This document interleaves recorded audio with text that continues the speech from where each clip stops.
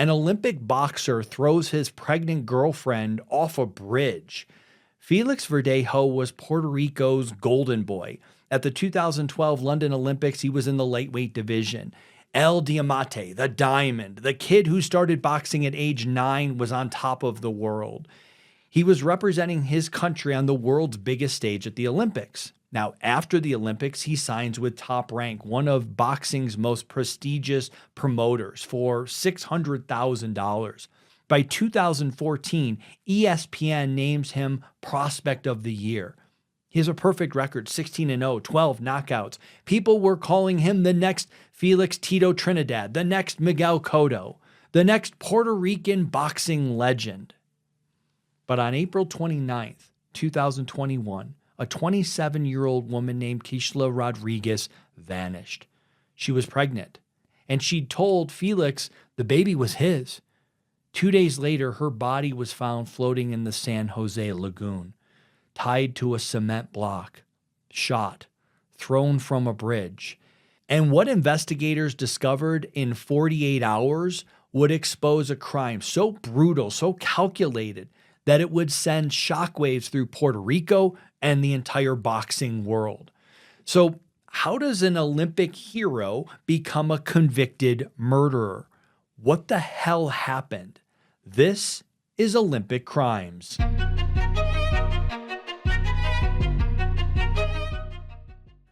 Félix Verdejo Sanchez was born May 19, 1993 in San Juan, Puerto Rico. Now, interestingly enough, boxing wasn't in his family. He was the only one who fought. He started training at age 9 after getting into a scrap with his best friend over baseball practice. His friend's father broke up the fight and said, "Hey, look, if you want to fight, put on the boxing gloves." So that's exactly what they did. And Verdejo's friend's father, a man named Angel Rivera, he saw something in him.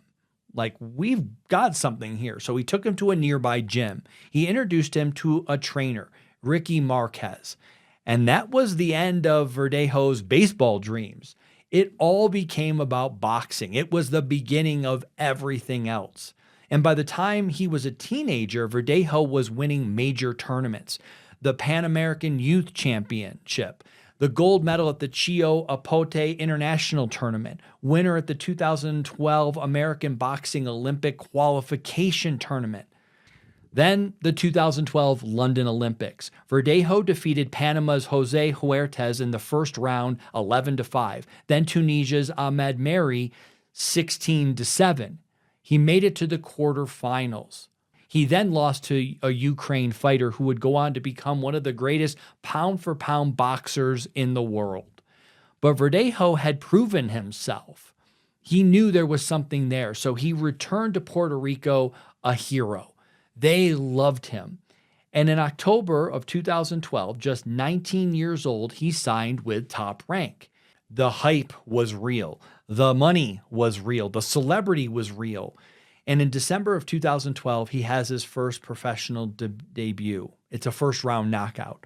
Over the next 2 years, Verdejo went 16-0 with 12 knockouts. So he wasn't just winning, he was destroying his opponents in the ring.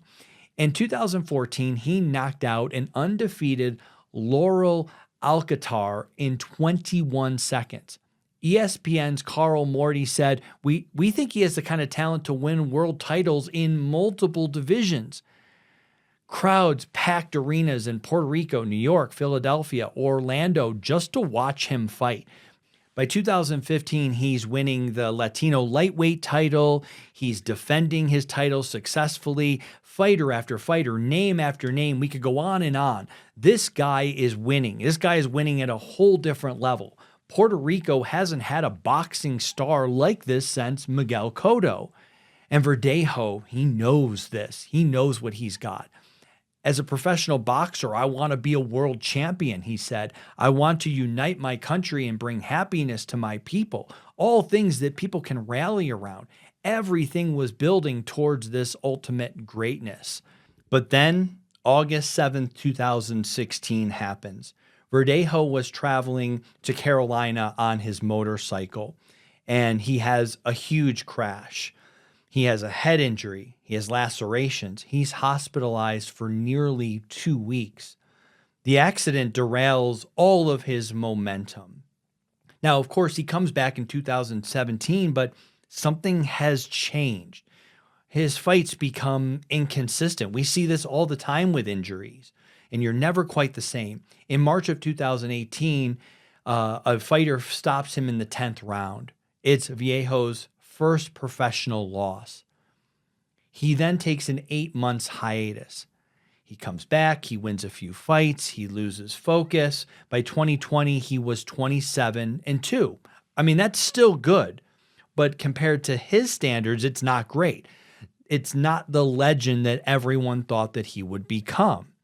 And his personal life is starting to fall apart. Things are just going sideways in so many different ways because Félix Verdejo had a secret. Now, he was married. He has a wife named Elsa Maria Santiago Sierra.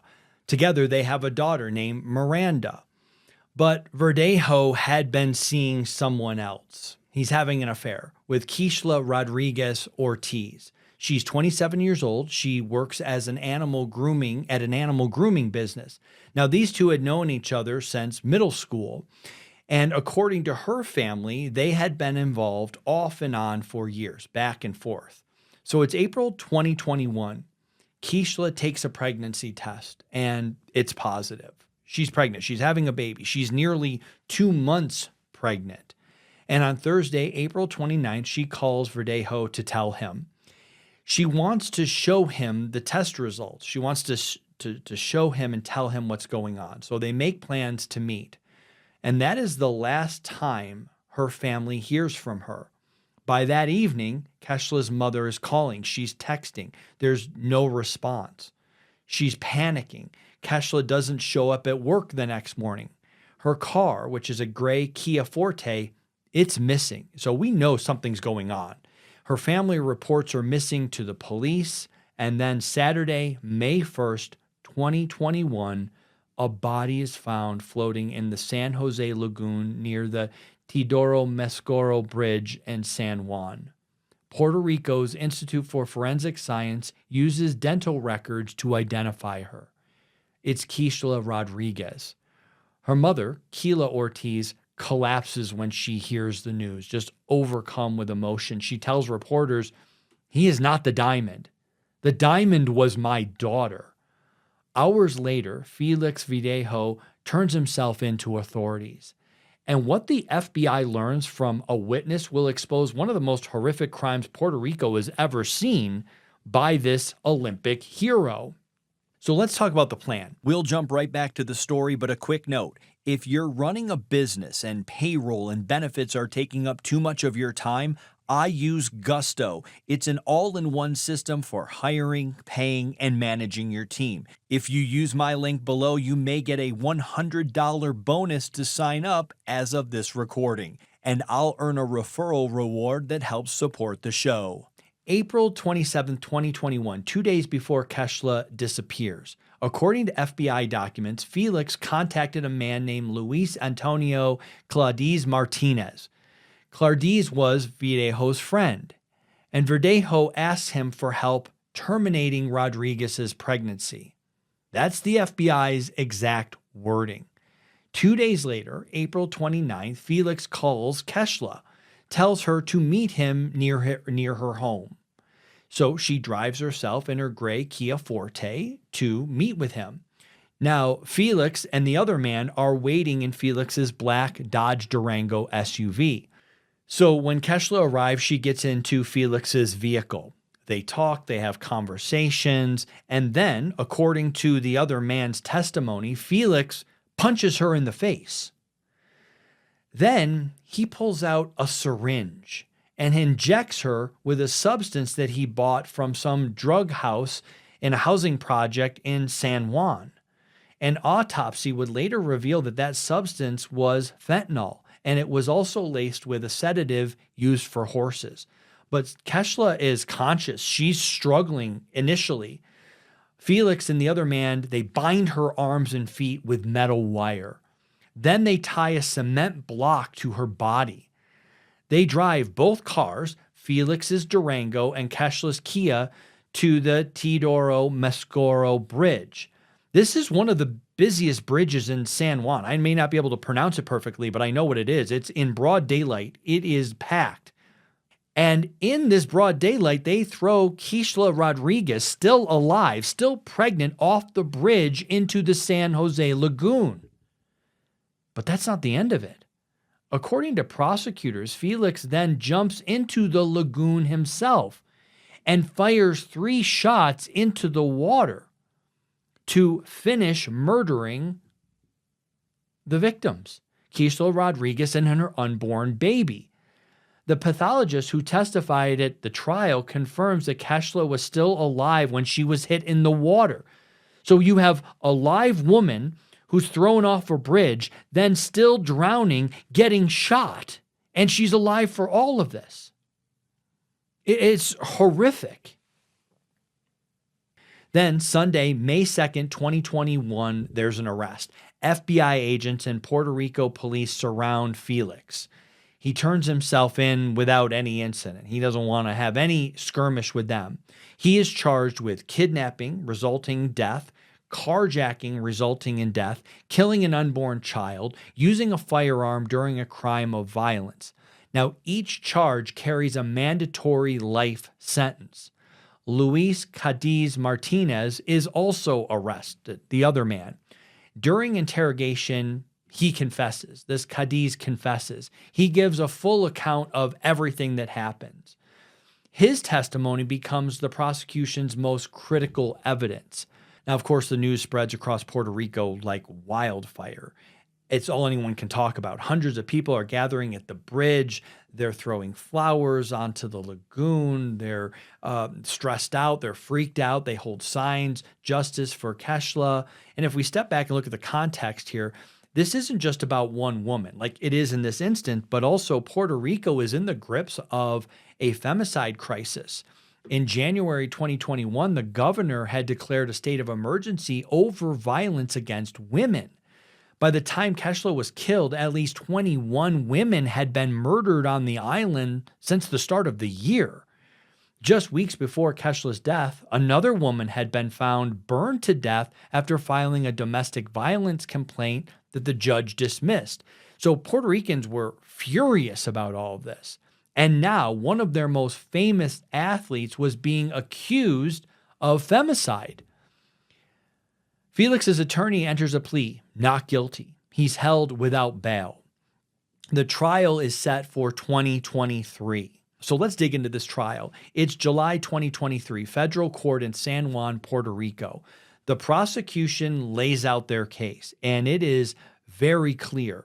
This was premeditated. This was calculated. This was brutal.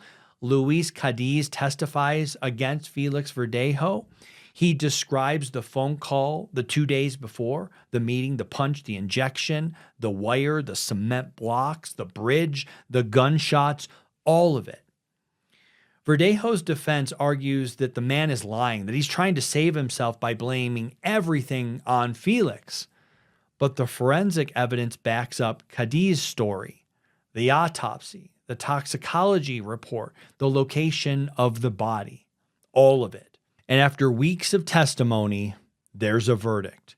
July 28th, 2023, the jury reaches a verdict. Guilty. Guilty on all counts. Kidnapping resulting in death, intentionally killing an unborn child, mandatory life sentence on each count. 𝗬𝗪's mother breaks down in tears, as you can only imagine she would. Let her be the last, she says. The abuse against women has to stop. November 3rd, 2023, the sentencing hearing. This is where 𝗬𝗪's family gives an emotional victim impact statement. The judge sentences Félix Verdejo to 2 consecutive life sentences. No parole, no early release. He will die in prison. Félix Verdejo filed an appeal, and as of 2024, that appeal was denied. Félix Verdejo is serving 2 consecutive life sentences in federal prison. Luis Cadiz Martinez pled guilty and is serving his sentence under a plea deal. The truth is, innocent people end up in true crime stories every day. Don't let it be you. Download the Protect Yourself Toolkit below. But for now, keep the true crime binge watching going because we've got another unbelievable episode ready for you to watch right now.